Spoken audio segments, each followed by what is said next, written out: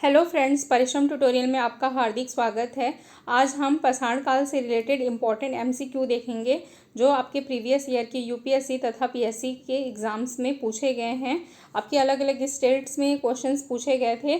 तो साथ ही साथ में आप फ्रेंड्स, अगर आपको हमारा चैनल अच्छा लगता है तो प्लीज़ आप हमारे चैनल को लाइक शेयर और सब्सक्राइब ज़रूर करेंगे और साथ ही साथ में आप हमारे साथ अंत तक बने रहिएगा। तो देखते हैं हमारा पहला क्वेश्चन। रॉबर्ट ब्रूस फूट थे एक, इसके ऑप्शंस हैं भूगर्भ वैज्ञानिक, पुरातत्वविद, पुरावनस्पति शास्त्री, इतिहासकार। तो इसका जो करेक्ट आंसर है वो है आपका ऑप्शन नंबर ए एवं बी दोनों। याद रखिएगा, जो रॉबर्ट ब्रूस फूट जो थे वो एक भूगर्भ वैज्ञानिक थे, साथ ही साथ में एक पुरातत्वविद भी थे। तो इसका जो करेक्ट आंसर क्या हो जाएगा आपका ऑप्शन नंबर ए एवं बी। Next question. कोपेनहेगन संग्रहालय की सामग्री से पाषाण, कांस्य और लौह युग की त्रियुगीन विभाजन किसने किया था? इसमें दिया हुआ है ऑप्शन क्रिश्चियन, जर्गेनसन, थॉमसन ने, लोबाक ने, टेलर ने, गॉर्डन चाइल्ड ने। तो इसका जो करेक्ट आंसर है वो है आपका ऑप्शन नंबर ए। याद रखिएगा, क्रिश्चियन, जर्गेनसन, थॉमसन ने क्या किया था? कोपेनहेगन संग्रहालय की सामग्री से पाषाण, कांस्य और लौह युग का त्रियुगीन विभाजन किया था। अब हमारा नेक्स्ट क्वेश्चन। उत्खनन प्रमाणों के अनुसार पशुपालन का प्रारंभ हुआ था। इसके ऑप्शन दिए हुए हैं निचले पूर्व पाषाण काल में, मध्य पूर्व पाषाण काल में, ऊपरी एवं पाषाण काल में, मध्य पाषाण काल में। तो इसका जो करेक्ट आंसर है वो है आपका ऑप्शन नंबर डी। याद रखिएगा, जो पशुपालन का जो प्रारंभ है वो कब हुआ था? तो आपके मध्य पाषाण काल में हुआ था। अब हमारा अगला क्वेश्चन है। मध्य पाषाणिक प्रसंग में पशुपालन के प्रमाण जहाँ मिले हैं वह स्थान है लंघनाच, वीरभानपुर, आदमगढ़, चौपानी, मांडो। तो इसका जो करेक्ट आंसर है वो है आपका ऑप्शन नंबर सी। याद रखिएगा, मध्य पाषाणिक प्रसंग में पशुपालन का जो प्रमाण मिला है वो कहाँ मिला है? तो आपके आदमगढ़ में मिला है। ठीक है, आदमगढ़ कहाँ स्थित है? तो याद रखिएगा, आदमगढ़ जो है वो आपके मध्य प्रदेश में स्थित है। ठीक है, मध्य प्रदेश के नर्मदापुरम जो जिला है वहाँ स्थित है। इसके अलावा पशुपालन का जो प्रारंभिक साक्ष्य है वो आपके राजस्थान के बागौर जिले में मिला है। ठीक है, ये दोनों जगह में मध्य पाषाण प्रसंग में पशुपालन के प्रमाण मिले हैं। ये चीज़ आप लोग याद रखिएगा। अब हमारा नेक्स्ट क्वेश्चन है। निम्नलिखित में से किस स्थल में हड्डी के उपकरण प्राप्त हुए हैं? इसके ऑप्शंस हैं चौपानी मांडो, काकोरिया से, महधा से, सराय नहर राय से। तो इसका जो करेक्ट आंसर हो जाएगा वो है आपका ऑप्शन नंबर सी एवं डी। याद रखिएगा, हड्डी के जो उपकरण हैं वो आपके महधा से भी प्राप्त हुए हैं, साथ ही साथ में सराय नहर राय से भी प्राप्त हुए हैं। ठीक है, तो आपका ऑप्शन नंबर सी एवं डी दोनों क्या हो जाएगा? करेक्ट आंसर होगा सी एवं बी, सॉरी सी एवं डी। क्या हो जाएगा? करेक्ट आंसर हो जाएगा सी एवं डी। और साथ में ये चीज़ भी आप लोग याद रखिएगा, महधा से आपके जो हड्डी के उपकरण हैं वो बहुत ज़्यादा संख्या में प्राप्त हुए हैं, लेकिन सराय नहर राय से क्या हुआ है? हड्डी के कुछ उपकरण ही प्राप्त हुए हैं। ठीक है, अब हमारा अगला क्वेश्चन देखते हैं। हड्डी से निर्मित आभूषण भारत में मध्य पाषाण काल के संदर्भ में प्राप्त हुए हैं। अभी प्रीवियस में भी हम लोगों ने क्वेश्चन देखा था।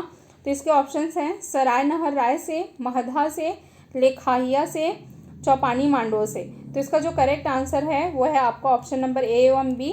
सराय नहर राय से भी हड्डी के उपकरण प्राप्त हुए हैं। ठीक है, आभूषण भी प्राप्त हुए हैं, एवं महधा से भी क्या प्राप्त हुए हैं? हड्डी से निर्मित आभूषण प्राप्त हुए हैं, जो कौन से काल के थे? तो आपके मध्य पाषाण काल के थे।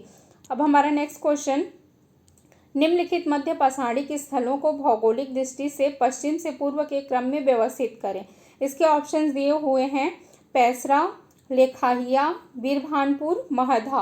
तो इसका जो करेक्ट आंसर होगा, याद रखिएगा, कहाँ से कहाँ किस क्रम में बोला गया है? तो आपके पश्चिम से पूर्व के क्रम में बोला गया है। ये इस तरीके से क्रम में बोला गया है। तो सबसे पहला क्या हो जाएगा? आपका महधा हो जाएगा। महधा कहाँ स्थित है? तो ये आपकी यूपी में स्थित है। ठीक है, ये आपका फर्स्ट ऑप्शन हो जाएगा। फिर महधा के बाद आपका कौन सा ऑप्शन होगा? तो ये आपका ऑप्शन नंबर बी हो जाएगा, लेखाहिया। ठीक है, ये आपका सेकंड हो जाएगा। और साथ में ये चीज़ भी आप लोग याद रखिएगा, लेखाहिया भी कहाँ स्थित है? तो ये आपके उत्तर प्रदेश में स्थित है। ठीक है, फिर थर्ड आपका ऑप्शन क्या हो जाएगा, पैसरा हो जाएगा। ये आपका कहाँ स्थित है, तो ये आपके बिहार में स्थित है। फिर फोर्थ आपका ऑप्शन क्या हो जाएगा, बीरभानपुर हो जाएगा। ये आपका कहाँ स्थित है, तो ये आपके पश्चिम बंगाल में स्थित है। ठीक है, तो आपका ऑप्शन क्या हो जाएगा, महदा, फिर लेखाहिया, पैसरा, बीरभानपुर। कौन से क्रम में है ये, पश्चिम से पूर्व के क्रम में व्यवस्थित है।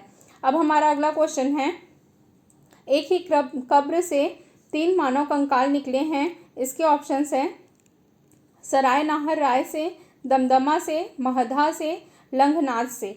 तो इसका जो करेक्ट आंसर है वो है आपका ऑप्शन नंबर बी। याद रखिएगा, जो दमदमा है वहाँ से क्या हुआ है, एक ही कब्र में 3 मानव कंकाल निकले हैं। ठीक है, दमदमा कहाँ स्थित है, तो ये आपकी यूपी में स्थित है।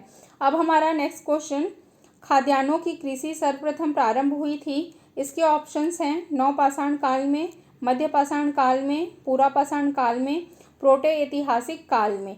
तो इसका जो करेक्ट आंसर है वो है आपका ऑप्शन नंबर ए।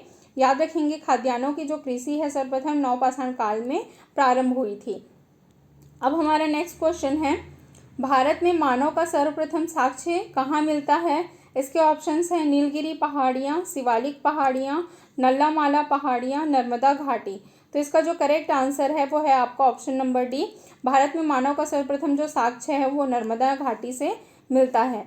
अब हमारा अगला क्वेश्चन है, प्रथम मानव जीवाश्म भारत की किस नदी घाटी से प्राप्त हुआ है। इसके ऑप्शंस है गंगा नदी, यमुना नदी, नर्मदा नदी, ताप्ती नदी। तो इसका जो करेक्ट आंसर है वो क्या हो जाएगा आपका, प्रथम जो मानव जीवाश्म है या मानव कंकाल है वो नर्मदा नदी घाटी से प्राप्त हुआ है। ठीक है, और साथ ही साथ में आप लोग ये भी याद रखिएगा कि नर्मदा नदी घाटी में कौन सी जगह पे, तो ये आपके हथनौरा जो जगह है वहाँ प्राप्त हुआ है। ये जगह कहाँ है, आपके मध्य प्रदेश में स्थित है। नेक्स्ट क्वेश्चन, मानव द्वारा सर्वप्रथम प्रयुक्त अनाज था गेहूं, चावल, जौ, बाजरा। तो इसका जो करेक्ट आंसर है वो है आपका ऑप्शन नंबर सी। मानव द्वारा जो सर्वप्रथम प्रयुक्त अनाज है वो आपका क्या है, जौ है। अब हमारा नेक्स्ट क्वेश्चन, भारतीय उपमहाद्वीप में कृषि के प्राचीनतम साक्ष्य प्राप्त हुए हैं। इसके ऑप्शंस हैं कोलडीहवा से, लहुरादेव से, मेहरगढ़ से, टोकुआ से। तो इसका जो करेक्ट आंसर है वो है आपका ऑप्शन नंबर बी। लहुरादेव से आपको कृषि के जो प्राचीनतम साक्ष्य हैं भारतीय महाद्वीप में वो प्राप्त हुए हैं। ठीक है, लहुरादेव आपका कहाँ स्थित है, तो ये आपके यूपी में स्थित है। यूपी में संत कबीरनगर जिले में स्थित है। यहाँ जो कृषि के जो प्राचीनतम साक्ष्य प्राप्त हुए हैं वो 9000 ईसा पूर्व से 7000 ईसा पूर्व के मध्य स्थित हैं। अगर साथ ही साथ में ये नवीनतम खोजों के आधार पे है। अगर आपका ऑप्शन लहुरादेव नहीं दिया है तो इससे पहले जो ऑप्शन है वो मेहरगढ़ लिया जाता था। ठीक है, मेहरगढ़ आपके अभी वर्तमान पाकिस्तान में स्थित है। अब हमारा नेक्स्ट क्वेश्चन है, भारतीय उपमहाद्वीप में कृषि के प्राचीनतम साक्ष्य प्राप्त हुए हैं। इसके ऑप्शंस हैं ब्रह्मगिरी से, बुर्जहोम से, कोलडीहवा से, मेहरगढ़ से। तो देखिए, मैंने बताया था अगर आपका लहुरादेव नहीं दिया है तो हमको कौन सा ऑप्शन लेना है, आपके ऑप्शन नंबर डी मेहरगढ़ को चूज़ करना है। ये कहाँ स्थित है, तो ये आपके पाकिस्तान में स्थित है, पाकिस्तान के बलूचिस्तान जिले में स्थित है। अब हमारा नेक्स्ट क्वेश्चन है, भारत में पशुपालन एवं कृषि के प्राचीनतम साक्ष्य प्राप्त हुए हैं। इसके ऑप्शंस हैं नीलगिरी से, मेहरगढ़ से, बुर्जहोम से, ब्रह्मगिरी से। ठीक है, तो इसका जो करेक्ट आंसर है आपका ऑप्शन नंबर बी। याद रखिएगा, मेहरगढ़ से भारतीय उपमहाद्वीप में पशुपालन एवं कृषि के प्राचीनतम साक्ष्य प्राप्त हुए हैं। अब हमारा नेक्स्ट क्वेश्चन है, उत्तर प्रदेश के सांस्कृतिक विरासत के संदर्भ में निम्नलिखित कथनों में से कौन सा कथन सही है। इसमें दिया हुआ है, इस प्रदेश में अनेक उत्खननित पुरा स्थलों से वैश्विक संदर्भ में कृषि के प्राचीनतम प्रमाण प्राप्त हुए हैं। प्राचीनतम प्राप्त कृषि अन्न, जौ और धान है। तो ध्यान दीजिएगा, ये कौन से राज्य के बारे में बोला गया है, तो ये उत्तर प्रदेश के बारे में बोला गया है। क्या बोला गया है कि उत्खनन से पूरा स्थलों से वैश्विक संदर्भ में कृषि के प्राचीनतम प्रमाण प्राप्त हुए हैं। तो अभी हमने देखा था उत्तर प्रदेश के लहुरादेव नामक जगह से कृषि के प्राचीनतम साक्ष्य प्राप्त हुए हैं। ये आपका ऑप्शन जो है वो करेक्ट है। सेकंड बोल रहे हैं प्राचीनतम प्राप्त कृषि अन्न, जौ और धान है। तो ये भी आपका ऑप्शन जो है वो क्या है, आपका करेक्ट है। तो आपका ऑप्शन नंबर ए और बी जो हो जाएगा करेक्ट हो जाएगा। ऑप्शन नंबर सी जो है वो करेक्ट आंसर है। अब हमारा नेक्स्ट क्वेश्चन देखेंगे, उस स्थान का नाम बताइए जहाँ से प्राचीनतम स्थायी जीवन के प्रमाण मिले हैं। इसमें दिया है धौलावीरा, मेहरगढ़, कालीबंगा, हड़प्पा। तो इसका जो करेक्ट आंसर है आपका ऑप्शन नंबर बी, मेहरगढ़ से प्राचीनतम स्थायी जीवन के क्या मिला गया है, यहाँ पर प्रमाण मिला है। ठीक है, अब हमारा नेक्स्ट क्वेश्चन की ओर बढ़ते हैं। निम्नलिखित में से किस स्थानों में मध्य पाषाण काल में पशुपालन के प्रमाण मिलते हैं? इसके ऑप्शंस हैं औदे से, बोरी से, बागोर से, लेखनिया से। तो मैंने पहले ही बताया था कि जो बागोर है यहाँ से आपका मध्य पाषाण काल में पशुपालन के क्या मिलते हैं, प्रमाण मिलते हैं। बागोर जो है वो कहाँ स्थित है, ये आपके राजस्थान में स्थित है। अब हमारा अगला क्वेश्चन देखते हैं। निम्नलिखित में से किसको चालकोलिथिक युग भी कहा जाता है? इसके ऑप्शंस हैं पूरा पाषाण युग, नव पाषाण युग, ताम्र पाषाण युग, लौह युग। तो याद रखिएगा आपका ऑप्शन नंबर सी जो है वो करेक्ट आंसर हो जाएगा। ताम्र पाषाण युग को क्या कहा जाता है, तो चालकोलिथिक युग कहा जाता है। ठीक है, अब हमारे अगले क्वेश्चन की ओर बढ़ते हैं। हमारा अगला क्वेश्चन है आहड़ सभ्यता के बारे में निम्नलिखित कथनों पर विचार कीजिए। इसमें क्या दिया हुआ है, फर्स्ट दिया हुआ है आहड़वासी तांबा गलाना जानते थे। ये लोग चावल से परिचित नहीं थे। धातु का काम आहड़वासियों की अर्थव्यवस्था का एक साधन था। यहाँ से काले रंग के मृत भांड मिले हैं जिन पर सामान्यतः सफ़ेद रंग से ज्यामितीय आकृतियाँ बनाई गई हैं। तो ध्यान दीजिएगा, जो आहड़वासी है ये कहाँ मिला है, तो जो आहड़ संस्कृति है या सभ्यता है ये कहाँ मिला है, तो ये आपके दक्षिण पूर्व राजस्थान जो जगह है, राजस्थान राज्य है, वहाँ मिला है। ठीक है, तो आहड़वासी तांबा गलाना जानते थे, ये आपका करेक्ट ऑप्शन है। सेकंड बोला गया है यह लोग चावल से परिचित नहीं थे, तो ये आपका ऑप्शन जो है वो गलत हो जाएगा। वो गेहूं, जौ एवं चावल तीनों से परिचित थे, ये करेक्ट नहीं होगा। थर्ड बोला है धातु का काम आहड़वासियों की अर्थव्यवस्था का एक साधन था, ये भी आपका ऑप्शन जो है वो करेक्ट है। नेक्स्ट बोला है यहाँ से काले रंग की मृत भांड मिले हैं जिन पर सफ़ेद रंग से ज्यामितीय आकृतियाँ बनाई गई हैं, तो ये भी आपका करेक्ट है। ठीक है, तो आपका कौन सा ऑप्शन जो है वो करेक्ट नहीं है, तो आपका ऑप्शन नंबर बी जो है वो करेक्ट नहीं है, तो ये आपका करेक्ट आंसर हो जाएगा। याद रखिएगा, ये लोग चावल से परिचित नहीं थे, ये करेक्ट हो जाएगा। ठीक है, क्योंकि वो चावल, जौ और गेहूं तीनों से परिचित थे। अब हमारा अगला क्वेश्चन है निम्नलिखित में से किस एक पुरा स्थल से पाषाण संस्कृति से लेकर हड़प्पा सभ्यता तक के सांस्कृतिक अवशेष प्राप्त हुए हैं? इसके ऑप्शंस दिए हुए हैं आमरी, मेहरगढ़, कोरदीजी, कालीमंगा। तो याद रखिएगा, जो मेहरगढ़ है यहाँ से क्या मिला है, पाषाण संस्कृति से लेकर के हड़प्पा सभ्यता तक के सांस्कृतिक अवशेष हमको मिले हैं। ठीक है, अब हमारा अगला क्वेश्चन है नौदा टोली का उत्खनन किसने किया था? इसके ऑप्शंस हैं केडी वाजपेयी ने, वीएस वाकांकर ने, एचडी सांकलिया ने, मार्टिमर व्हीलर ने। तो इसका जो करेक्ट आंसर है वो क्या हो जाएगा आपका, ध्यान दीजिएगा, आपका option number C HD Sankalia ने नौदा टोली का उत्खनन किया था। ठीक है, क्या हो जाएगा आपका ऑप्शन नंबर सी जो है वो आपका करेक्ट हो जाएगा। एचडी सांकलिया द्वारा किसका उत्खनन किया गया था या करवाया गया था, तो नौदा टोली जगह का उत्खनन कराया गया था। अब हमारा अगला क्वेश्चन है नौदा टोली किस राज्य में अवस्थित है? इसमें दिया हुआ है गुजरात, महाराष्ट्र, छत्तीसगढ़, मध्य प्रदेश। तो इसका जो करेक्ट आंसर है वो है आपका ऑप्शन नंबर डी। जो नौदा टोली है वो कहाँ स्थित है, तो आपके मध्य प्रदेश राज्य में स्थित है। अब हमारा अगला क्वेश्चन है बृहद पाषाण स्मारकों की पहचान की गई है सन्यासी गुफाओं के रूप में, मृतक को दफनाने के स्थान के रूप में, मंदिर के रूप में, उपयुक्त में से कोई नहीं। ठीक है, तो इसका जो करेक्ट आंसर है वो है आपका ऑप्शन नंबर बी। बृहद पाषाण स्मारकों की पहचान जो है मृतकों को दफनाने के स्थान के रूप में किया गया है। अब हमारा नेक्स्ट क्वेश्चन है राग का टीला निम्नलिखित किन पाषाणिक स्थलों से संबंधित है? इसके ऑप्शंस दिए हुए हैं बुदिहाल, संगनकल्लू, कोलडीहवा, ब्रह्मगिरी। तो इसका जो करेक्ट आंसर है वो है आपका ऑप्शन नंबर बी। जो राग का टीला है वो कौन से पाषाणिक स्थल से संबंधित है, तो ये संगनकल्लू से स्थित है। ये कौन से राज्य में स्थित है, तो ये आपके कर्नाटका राज्य में स्थित है। अब हमारा अगला क्वेश्चन है भीमबेटका किसके लिए प्रसिद्ध है? इसमें दिया हुआ है गुफाओं के शैल चित्र, खनिज, बौद्ध प्रतिमाएं, सोन नदी का उपागम स्थल। तो इसका जो करेक्ट आंसर है वो है आपका ऑप्शन नंबर ए। गुफाओं के शैल चित्र के लिए भीमबेटका जो है वो क्या है आपका प्रसिद्ध है। अब हमारा अगला क्वेश्चन देखते हैं। निम्नलिखित में से कौन सा स्थल प्रागैतिहासिक चित्रकला के लिए प्रसिद्ध है? इसमें दिया हुआ है अजंता, भीमबेटका, बाघ, अमरावती। तो याद रखिएगा जो प्रागैतिहासिक चित्रकला के लिए कौन सा स्थल जो है वो प्रसिद्ध है, तो आपका भीमबेटका जो है वो प्रसिद्ध है। ठीक है, अब हमारा अगला क्वेश्चन है, भीमबेटका की गुफाएं कहाँ स्थित हैं? इसमें दिया है महाराष्ट्र, भोपाल, रायसेन, अब्दुल्लागंज, सिंगरौली। तो इसका जो करेक्ट आंसर है वो है आपका ऑप्शन नंबर सी। जो भीमबेटका की गुफाएं जो है वो रायसेन जिले के अब्दुल्लागंज में स्थित है। कौन से राज्य में है? तो ये आपके मध्य प्रदेश राज्य में स्थित है। अब हमारा अगला क्वेश्चन है, भारत के किस शैलाश्रय से सर्वाधिक चित्र प्राप्त हुए हैं? इसमें दिया है घघरिया, भीमबेटका, लेखाहिया, आदमगढ़। तो इसका जो करेक्ट आंसर है वो है आपका भीमबेटका से सर्वाधिक शैलाश्रय चित्र प्राप्त हुए हैं। अब हमारा नेक्स्ट क्वेश्चन है, निम्नलिखित में से किस भारतीय पुरातत्ववेद ने पहली बार भीमबेटका गुफा को देखा और उसके शैल चित्रों के प्रागैतिहासिक महत्व को खोजा?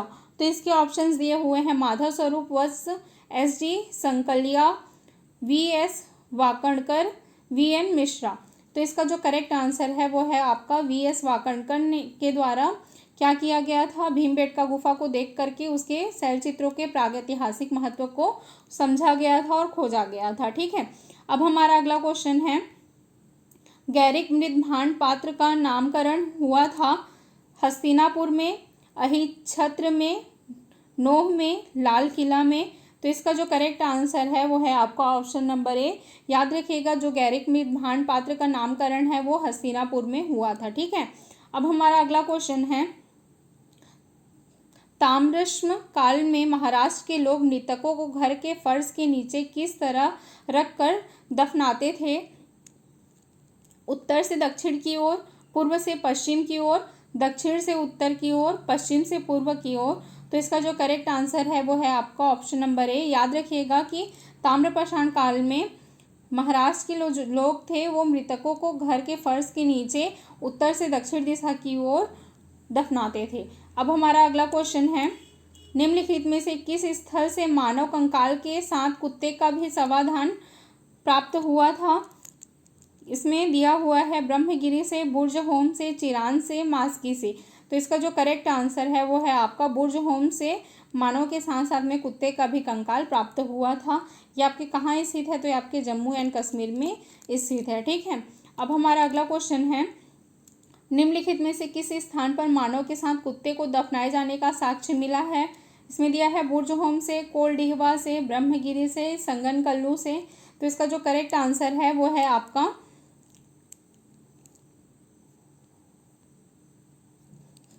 क्या हो जाएगा? करेक्ट आंसर जो है वो आपका ऑप्शन नंबर ए हो जाएगा, बुर्जहोम से।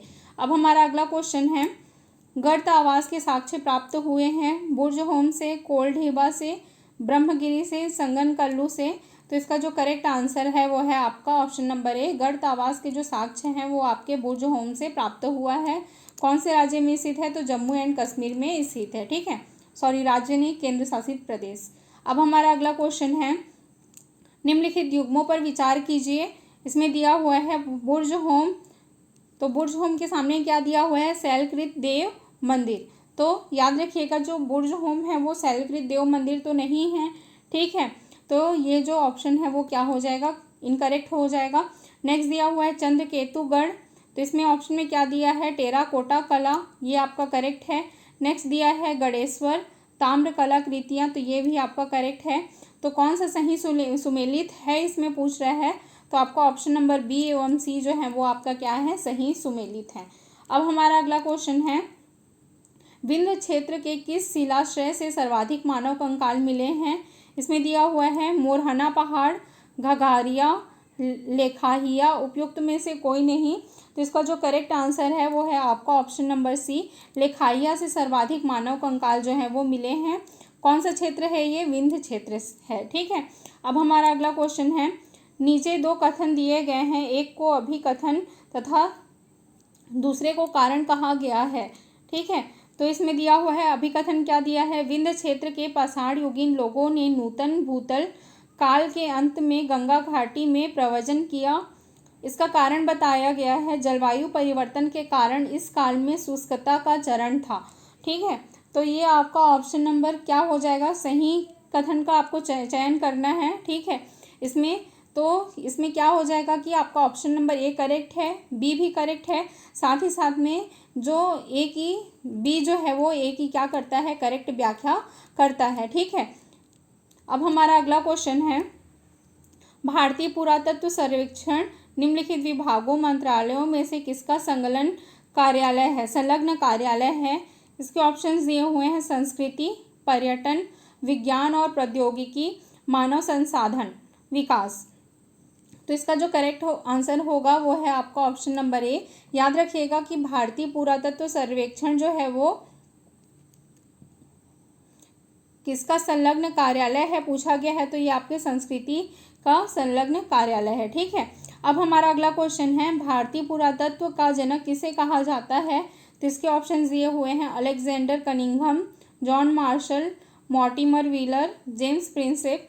तो इसका जो करेक्ट आंसर है वो है आपका ऑप्शन नंबर ए। भारतीय पुरातत्व का जनक जो है वो अलेक्जेंडर कनिंघम को कहा जाता है। अब हमारा नेक्स्ट क्वेश्चन है, राष्ट्रीय मानव संग्रहालय कहाँ पर स्थित है। इसके ऑप्शंस हैं गुवाहाटी, मुंबई, भोपाल, चेन्नई। तो इसका जो करेक्ट आंसर है वो है आपका ऑप्शन नंबर सी, भोपाल में राष्ट्रीय मानव संग्रहालय जो है वो स्थित है। अब हमारा नेक्स्ट क्वेश्चन है, मानव सभ्यता के विकास की कहानी दर्शाने वाला देश का सबसे बड़ा संग्रहालय इंदिरा गांधी मानव संग्रहालय कहाँ स्थित है।